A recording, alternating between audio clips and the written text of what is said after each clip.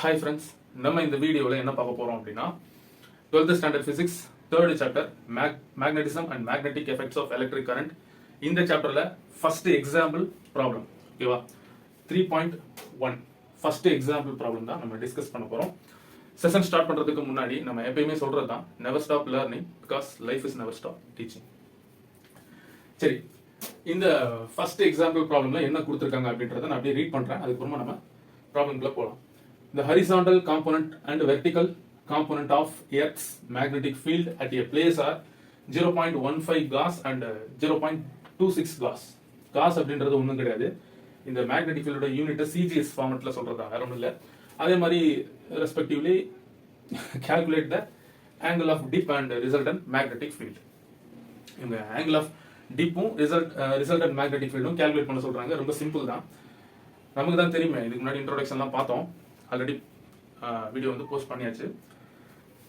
அப்போ எர்த்தோட magnetic field இருக்குல்ல, அப்போ நம்ம வந்து அது வந்து ஒரு வெக்டர் குவான்டிட்டி, கரெக்டா? அப்போ நம்ம அதை ரெண்டு காம்போனண்டாவே ஸ்பிளிட் பண்ணலாம். அது அவங்களே கொஸ்டின்ல அது என்னன்றதே கொடுத்துட்டாங்க. நமக்கு ரொம்ப சிம்பிள், ஃபார்முலா போட்டு சப்ஸ்டியூட் பண்ணோம்னா ஆன்சர். அப்போ எர்த்தோட மேக்னெட்டிக் ஃபீல்டை ரெண்டு காம்போனண்டா பிரிக்கலாம். ஒன்று வந்து ஹரிசாண்டல், இன்னொன்று வெர்டிகல். அதாவது பிஹெச்னு ஒன்று சொல்லலாம், இன்னொன்று வந்து இது வந்து பிபி. எர்த்தோட சர்ஃபேஸ் ஹரிசாண்டல் இப்படி இருக்குல்ல, அது ஹரிசாண்டல். அதுக்கு வெர்டிகல், அதாவது பெர்பெண்டிகுலர் தான் வெர்டிகல். இதெல்லாம் உங்களுக்கே தெரியும். அப்போ இதோட ரிசல்டன்ட், ஓகே, அதான் நமக்கு ரிசல்டன்ட் மேக்னெட்டிக் ஃபீல்டும் கேட்குறாங்கல்ல. ஸோ இப்போ இதோட ரிசல்டன்ட் எப்படி இருக்கும் அப்படின்னா இந்த மாதிரி இருக்கும். நம்ம தான் 11th படிச்சிருக்கோம்ல, ட்ரையாங்கிள் ஆஃப் அடிசன், ஞாபகம் இருக்கும்? 11th படிச்சது. சார் என்ன சார் இப்போ ஞாபகம் இருக்குமா அப்படின்னு சொல்லி கேட்குறீங்களா? கண்டிப்பா, ஏன்னா அது முக்கியமான 5 மார்க்ல செகண்ட் சாப்டர்ல இருக்கும் 11th. அதனால ட்ரையாங்கிள் ஆஃப் அடிசன்ல நம்ம ரெண்டு வெக்டர் எப்படி ஆட் பண்ணுவோம் அப்படின்றத நம்ம பார்த்துருக்கோம், அதுக்காக சொன்னேன். சரி, இப்போ இங்க ஆங்கிள் ஆஃப் டிப் அப்படின்றது என்னன்னா, ஹரிசாண்டல் காம்போனன்ட் ஆஃப் எர்த், இந்த மேக்னெட், இந்த ஹரிசாண்டல் காம்போனன்ட் இருக்குல்ல, எர்த்தோட மேக்னெட்டிக் ஃபீல்டோட ஹரிசாண்டல் காம்போனன்ட், இது இதுக்கும் ரிசல்டன்ட் மேக்னெட்டிக் ஃபீல்ட் பிக்கும் இடையில இருக்க ஆங்கிள் தான் ஐ. இன்க்ளினேஷன் சொல்லியிருப்பேன். அதே மாதிரி இது ஆங்கிள் ஆஃப் டிப்னு சொல்லலாம், இன்க்ளினேஷன் ஆங்கிள் ஆஃப் டிப்னு சொல்லலாம். ஓகே ஸ்டூடெண்ட்ஸ், இப்போ இதோட ஃபார்முலா அப்படின்னு பேசும்போது tan, ஓகே இங்க எழுதுமா? சரி, இங்க எழுதுவோம். tan I equal to b, okay, bv by bh. இதுதான் ஃபார்முலா. எதுக்கு? ஆங்கிள் ஆஃப் டிப் கண்டுபிடிக்க. Okay, inclination I. நமக்கு என்ன கொடுத்துருக்காங்க? First given horizontal component first, அப்போ BH, ஓகே, 0.15 G, 0.15. அதே மாதிரி வெர்டிகல் என்ன கொடுத்துருக்காங்க? 0.26 G. சரி, இப்போ இது வேல்யூ எடுத்து சப்ஸ்டிட் பண்ணா I கிடைச்சிடும், அவ்வளவுதான். ஓகேவா? சரிங்களா? tan I equal to BV 0.26 by 0.15.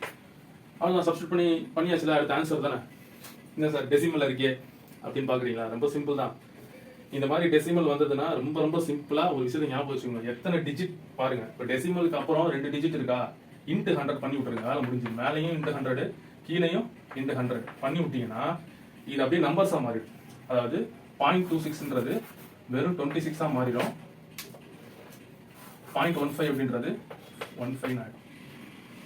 பாயிண்ட்டுக்கு அப்புறம் 2 டிஜிட் இருந்தனால 100. இதுவே பாயிண்ட்டுக்கு அப்புறம் 1 டிஜிட் இருந்ததுன்னா 10ஆல பண்ணணும். ஓகே, மறந்துடாது. இப்போ நீங்க நார்மலா டிவிஷன் பண்ணலாம். 115 இது ஒரு டைம் போகும். ஓகே, நார்மல் டிவிஷன் பண்ணி பார்ப்போம். 15 26 ஒன் டைம் போகும். 15 பேலன்ஸ் என்ன? 11. 15ல போகாது, டெசிமல் வைக்கணும். 0 போட்டுக்கலாமா? போட்டுக்கிட்டோம்னா 15 வந்து எத்தனை டைம் போகும்? 7 டைம் போகும், 105 வரைக்கும். அப்போ மறுபடியும் 5 ரிமைனிங், டெசிமல் இருக்குன்னா இன்னொரு 0, மறுபடியும் 3 15 45, மறுபடியும் 5. அப்போ போயிட்டே இருக்கும்.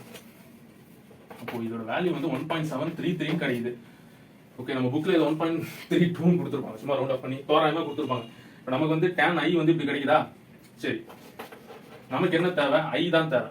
இப்போ I ஈக்குவல் டு tan அந்த சைடு வந்ததுன்னா tan 1/tan இல்லைன்னா tan இன்வர்ஸ்னு எழுதுனா 1.733. சார் என்ன சார் இப்படி வந்து நிற்கிது அப்படின்னா அவ்வளோதான். இதை நீங்கள் கொஞ்சம் யோசிங்கன்னா என்னன்றது தெரிஞ்சிடும்.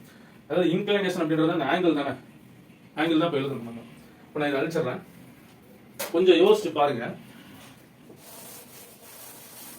tan வந்து ஓகே tan வந்து 1.733 இருக்கு. இப்போ இந்த tan நான் வரேன் tanக்கு வரேன். 1.733 இருக்குல்ல, இது எதோட ரூட்னு யோசிச்சீங்கன்னா ரூட் 3 வந்து 1.732 வரும். ஓகே, அப்ராக்சிமேட்டா ரூட் 3 அப்படின்னு நம்ம இதை எழுதலாம் ஒரு விதத்துல. அப்போ tan ரூட் 3, அதாவது ரூட் 3 வந்து tanல எந்த ஆங்கிள் வரும்? tan ரூட் 3 வந்து எந்த ஆங்கிள் வரும்? 60 டிகிரி. முடிஞ்சது. I equal to 60 degree. அவ்வளவுதான். tan இது வந்து நம்ம என்ன எழுதலாம்? ரூட் 3 எழுதலாம். அப்போ tan ரூட் 3 எந்த இடத்துல வரும்? tan 45 1 வரும். tan 30 அப்படின்றது 1/√3 னு வரும். கரெக்ட்டா? அப்போ tan 60 அப்படின்றது நமக்கு ரூட் 3. முடிஞ்சு போச்சு. I equal to 60 inclination angle 60 கண்டுபிடிச்சிட்டோம். அவ்வளவுதான். சிம்பிளா? சரி, இப்போ நம்ம அடுத்தது என்ன? ரிசல்டன்ட். ஓகே, அங்க இடம் இருக்கு, அப்படியே எழுதிடலாம். ரிசல்டன்ட் அப்படின்னு சொல்லும்போது அவ்வளவுதான், வெக்டர் எடிஷன் பண்ண வேண்டியதான். இது இப்போ நான் என்ன பண்றேன், இப்போ நம்ம ஒரு ட்ரையாங்கிள் எடுக்கணும், பித்தாகரஸ் தியரம் அப்ளை பண்ணணும்ல, அதனால அப்போ இந்த லென்த் இருக்குல்ல, இதுவும் இப்போ நான் ஒரு லைன் வரைஞ்சேன் அப்படின்னா இந்த லென்த் ஈக்குவல். கரெக்டா? அப்போ இந்த வெக்டர் இது என்ன பிபியா? அப்போ இதுவும் பிபி தான். கரெக்டா? முடிஞ்சு போச்சு. இப்போ இது ஒரு ட்ரையாங்கிள் கிடைச்சதா? இப்போ பித்தாகரஸ் தியரம், ஹைபோடெனியஸ் ஸ்கொயர், இது ஹைபோடெனியஸ் ஆங்கிளுக்கு ஆப்போசிட், கீழே இருக்குது அட்ஜசன்ட். அப்போ அவ்வளவுதான். அப்போ ரிசல்டன்ட் எழுத வேண்டியதான். ரிசல்டன்ட் அப்படின்றது ஹைபோடெனியஸ் அப்படி hypotenuse square equal to opposite. Opposite அப்படின்றது என்ன? b square b plus b square h. புரிஞ்சுதா? இப்போ இந்த ஸ்கொயர் அந்த சைடு போச்சுன்னா ரூட் ஆர். இதுக்கப்புறம் நான் தேவையில்லை, நீங்களே போட்டுடலாம். b ஈக்குவல் டு bb யோட வேல்யூ எல்லாம் கை மேலே இருக்கு. 0.26 ஸ்கொயர் பிளஸ் bh. bb யோட வேல்யூ தான் கரெக்ட், மாத்திக்கிட்டு எழுதிருப்பேன். எப்படியும் உள்ள பிளஸ் தானே பண்ண போறீங்க, பிரச்சனை. 0.15 ஸ்கொயர். முடிஞ்சு. இப்போ நீங்க ஸ்கொயர் பண்ணி எழுதணும். ஒரு சிலர் டெசிமல்ல ரெண்டு நம்பரை மல்டிப்ளை பண்றதை கன்ஃபியூஷன் ஆவீங்க. நீங்க என்ன பண்ணுங்க, 26 into 26 பண்ணிடுங்க.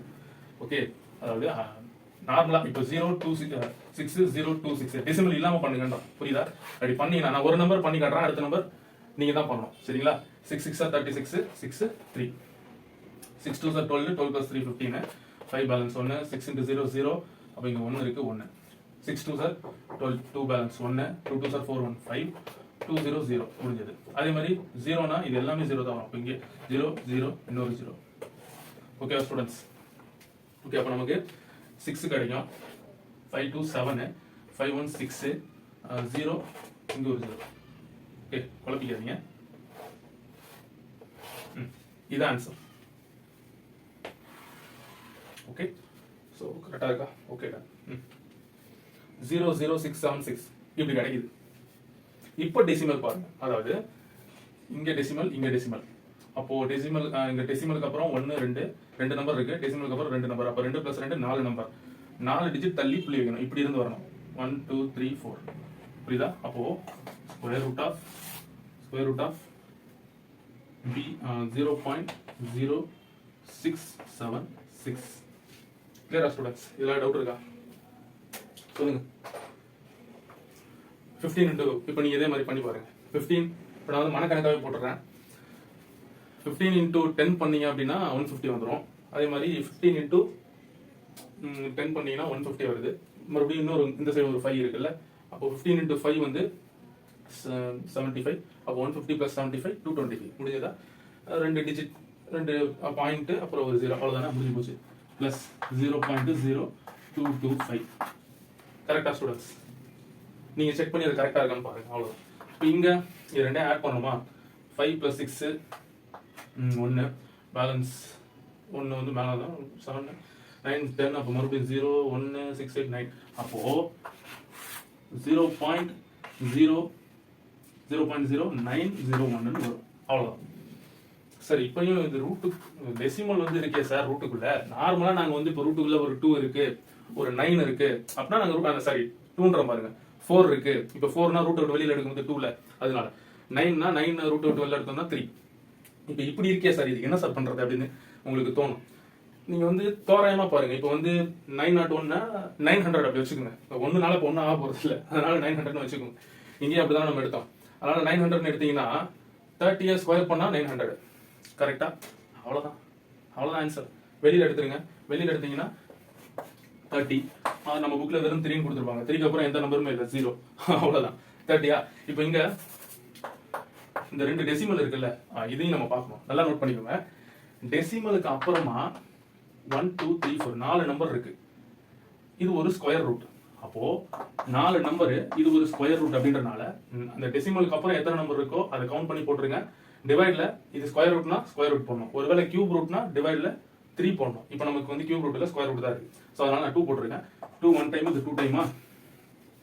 அப்போ ஆன்சர்ல 2 டிஜிட் தள்ளி டெசிமல் வைக்கணும். பார்த்துக்குங்க. புரிஞ்சுதா? அவ்வளோதான். இது மாதிரி ரூட்டுக்குள்ள இப்படி இருந்ததுன்னா இதை ஃபாலோ பண்ணுங்க. ஸ்கொயர் ரூட்டுக்கும் சரி கியூப் ரூட்டுக்கும் இதே மாதிரியே ஃபாலோ பண்ணுங்க. கரெக்டாக இருக்கு. இப்போ நமக்கு டோட்டல் பி கிடைச்சி விட்டது. கரெக்டாக ஸ்டூடெண்ட்ஸ்? இதோட யூனிட் ஜி உங்களே கொடுத்துருப்பாங்க. ஜி அவ்வளோதான். இப்போ ரிசல்டன்ட் என்னன்றது பார்த்தாச்சு. நம்ம ஐ என்னன்றதையும் பார்த்தாச்சு. இன்க்ளினேஷன் ஆங்கிள் அல்லது ஆங்கிள் ஆஃப் டிப். அது எர்த்தோட மேக்னெட்டிக் ஃபீல்டை 2 காம்போனண்டா ஸ்ப்ளிட் பண்ணலாம். ஒன்று ஹரிசாண்டல், இன்னொன்று வெர்டிக்கல். ஓகே, அதுக்கு ரிசல்டன்ட் பார்த்தோம்னா தெரிஞ்சிட போகுது. ஓகே, ரிசல்டன்ட் எப்படி பார்க்கணும்னு பார்த்தோம். ஆங்கிள், இன்க்ளினேஷன் ஆங்கிள் பார்க்கணும்னா இப்படி தான் பார்க்கணும். முடிஞ்சது. ஓகே ஸ்டூடெண்ட்ஸ், இப்போ இது இவ்வளோ டைம் எடுக்குது. இப்போ ஜேஇ நீட்டெல்லாம் ப்ரிப்பேர் பண்ணி, ஏன்னா இந்த டாபிக் அதுலேயுமே இருக்கும், சிலபஸில் இருக்கும். அப்போ ஒருவேளை இந்த மாதிரி ஏதாவது ப்ராப்ளம் கேட்டாங்கன்னா எப்படி சார் சால்வ் பண்ணுறது நம்ம ஷார்ட்டான டைமில் அப்படின்னா, நீங்கள் வந்து இந்த ஆங்கிள் ஆஃப் டிப் வந்து கண்டிப்பாக கால்குலேட் பண்ணி தான் ஆகணும். ஸோ நீங்கள் யோசிச்சு பாருங்க. என்னன்னா நமக்கு 30 45 60 90 இப்படி தானே இருக்கு. ஸோ இப்போ இந்த ஆங்கிள் தான் உங்களுக்கு ஆன்சர் வரணும். கரெக்டா? சரி. ரொம்ப வந்து உங்களுக்கு வந்து எப்படி சொல்றது, கஷ்டமாலாம் சுத்தி வளைச்சு ரொம்ப திங்க் பண்ற அளவுக்குலாம் கொஸ்டின் இருக்காது. ஓகேயா? ஸோ அதனால ஒன்றும் பிரச்சனை இருக்காது. நான் ஒரு சின்ன ஷார்ட் கட் சொல்றேன். ஓகே, இது என்ன ஷார்ட் கட்னா, இப்போ இந்த சம்லேயே நான் சொல்லி காட்டுறேன் பாருங்களேன். இப்போ இந்த சம்முக்கு நமக்கு 60 கிடைச்சது. கரெக்டா? அப்போ இந்த சம்முக்கு மட்டும் சொல்றேன். இந்த சம்முக்கு மட்டும் இந்த BH இருக்கு பாத்தீங்களா, 0.15. இதை நீங்க இன்டூ 2 பண்ணீங்கன்னு வைங்களேன், உங்களுக்கு ரிசல்ட் என்னன்னு தெரிஞ்சு நல்லா இருக்குல்ல. BH 0.15 இன்டூ 2 பண்ணீங்கன்னா 0.30. முடிஞ்சு போச்சு. ஓகே, ரொம்ப ஈஸியான ஒரு ஷார்ட் கட் தான். Okay right.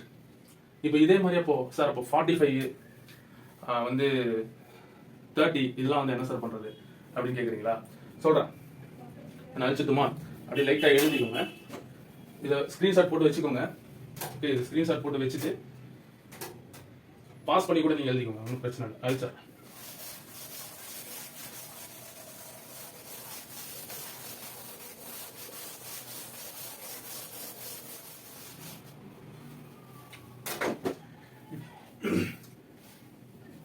இப்போ BH வேல்யூ என்னது இதுக்கு? ஓகே, BH வந்து 15. கரெக்டா? அப்போ நம்ம BH தான் பார்க்கணும். அதாவது ஃபர்ஸ்ட் வந்து tan 30, tan 45, tan 60. இந்த 3 ஆங்கிள் இருக்கட்டும். tan 60க்கு என்ன பண்ணணும் இப்போதான் நான் சொன்னேன். கரெக்டா? 2 into BH, 2 into BH போட்டுருங்க. tan 45க்கு வந்து √2 into BH. ரூட்டோட வேல்யூ இருக்குல்ல, அதுவும் BH ஓட வேல்யூ மல்டிப்ளை பண்ணீங்கன்னா கிடைச்சிடும். tan 30க்கு வந்து 2/√3 into BH. ஓகேவா? 2/√3 தனியா பண்ணிட்டு BH பண்ணீங்கன்னா இப்போ உங்களுக்கு தெரிஞ்சிடும். ஓகே, எது தெரிஞ்சிடும்? ரிசல்டன்ட் வந்து நம்ம ஈஸியாக கண்டுபிடிச்சலாம். இவ்வளோ நேரம் ஏன்னா ஸ்கொயர் பண்ணி ப்ளஸ் பண்ணி ரூட்டுக்கு வெளியே எடுத்து இதெல்லாம் பண்ணுறதுக்கு டைம் வந்து, ஏன்னா ஜேஇ நீட்டுன்னு சொல்லும்போது டைம் ரொம்ப முக்கியம் இல்லை. டைம் சேவ் ஆகணும், சேவ் பண்ணணும். அப்போ சின்ன சின்ன ஷார்ட்கட்ஸ் அங்கங்க நீங்கள் பார்த்து வச்சுக்கிறது நல்லது. சரியா? ஸோ இது ரொம்ப முக்கியம். tan 30 சொல்லும்போது அதோட வேல்யூ வந்து 0.5 சம்திங் வரும். அதே மாதிரி tan 60க்கு இப்போ தான் பார்த்தோம் 1.732. கரெக்டா? அதாவது tan 60 அதாவது 1.732 தான் √3. கரெக்டா? √3 நமக்கு வந்து 1/√3. ஸோ அந்த மாதிரி. ஓகே ஓகேடா, அவ்வளோதான் ஸ்டூடெண்ட்ஸ். இதில் வேற ஒன்றும் சொல்றதுக்கு இல்லை. tan 30 எல்லாம் இதான் ஷார்ட்கட்.